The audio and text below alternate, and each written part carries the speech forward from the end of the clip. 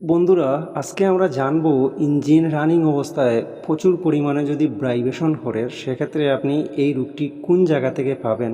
তো আজকের ভিডিওটি আপনারা কেউ স্কিপ করবেন না, এই ভিডিওটি থেকে আপনারা সব কিছু শিখতে পারবেন ইনশাআল্লাহ।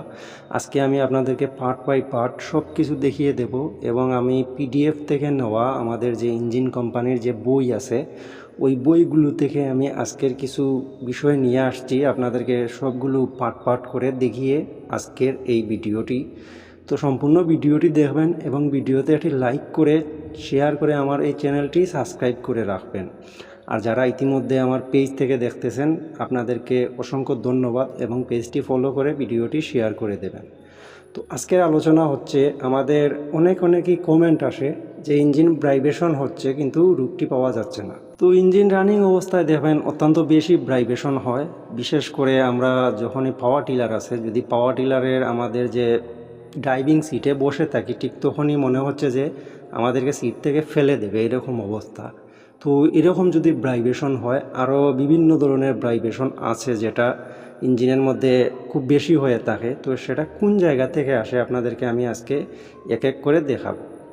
তো সামনে আমি কিছু আপনাদেরকে ভিডিও লাস্টে আমি পিডিএফ থেকে নেওয়া কিছু ধারণা দেব, আর এই মুহূর্তে আমি কিছু আপনাদেরকে বলতেছি যে আসলে এই ভাইব্রেশন কোন কোন জায়গা থেকে আসে।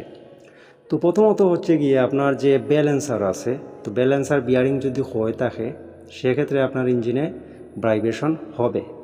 আর ব্যালেন্সার যে পিনিয়াম আছে, যেটা আমাদের পিনিয়ামের যদি এই যে চাবি আছে কি, ওটা যদি ঢিলা হয়ে যায় অনেক সময় দেখবেন ভাইব্রেশন হবে।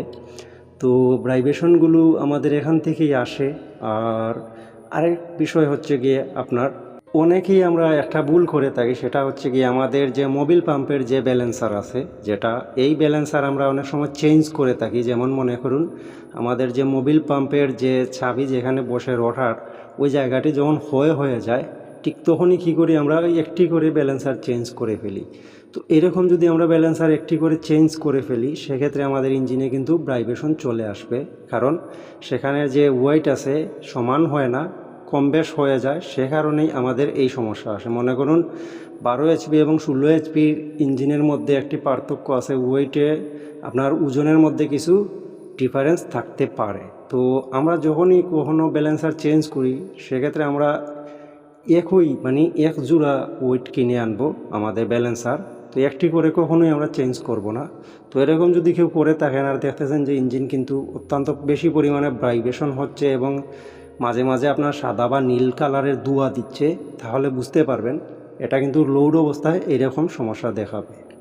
তো ভিডিওর শেষে আমাদের এই যে একটা পিডিএফ থেকে এই রকম বিষয়ের যে ধারণাগুলো যেগুলা ইঞ্জিন কোম্পানি দিয়ে দিছে ওইগুলো আপনাদেরকে আমি দেখাবো যে আসলে এই ভাইব্রেশন কী কারণে হয়। তো ওইগুলা যদি আপনারা ফলো করেন তো এরকম সমস্যা থাকে কোনো ইঞ্জিনে, আপনারা ওইগুলা ফলো করেই আপনারা গিয়ে রূপটি পেয়ে যাবেন।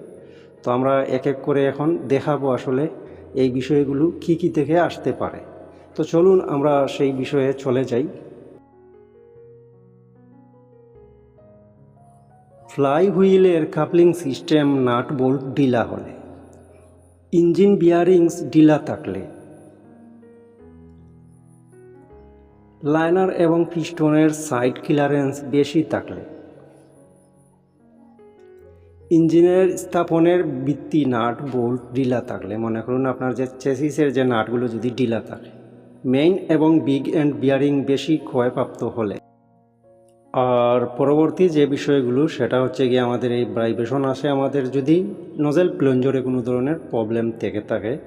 তো বিশেষ করে আমাদের এই জিনিসগুলো দেখতে, আমাদের যদি তেলের প্রেশার বেশি হয়ে থাকে সেক্ষেত্রে আমরা গাস্কেট দিয়ে কমিয়ে নিতে পারি, আবার নজেল জ্যাম হলেও এরকম সমস্যা আসবে।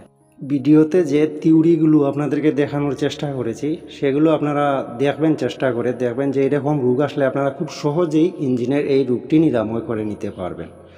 তো আশা করছি এই ভিডিওটি আপনাদের ভালো লেগেছে। যদি ভালো লাগে অবশ্যই একটি লাইক করবেন এবং শেয়ার করে আমার চ্যানেলটি সাবস্ক্রাইব করে নেবেন এবং ফেসবুক থেকে যারা দেখতেছেন আমার পেজটি ফলো করে রাখবেন। তো এরকম ইঞ্জিনের বিষয় বিভিন্ন বিষয় নিয়ে আমি আমার এই পেজে এবং ইউটিউবে ভিডিও আপলোড করে থাকি।